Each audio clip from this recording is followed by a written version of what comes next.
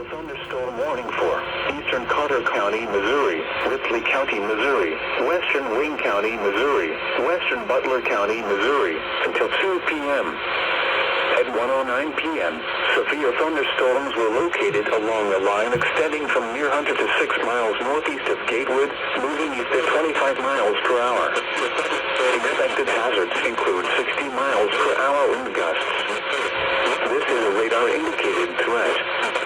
The following impacts are expected. Expect damage to roofs, siding, and trees. Severe thunderstorms will be near Hunter around 1:15 p.m. Elsinore around 1:20 p.m. Other locations in the path of these severe thunderstorms include Donovan, Brush Arbor, Williamsville, Oxley, Naylor, Fairdealing, Hendrickson, and Harvey-L. Repeating, a severe thunderstorm warning has been issued until 2 p.m. for the following counties in Missouri: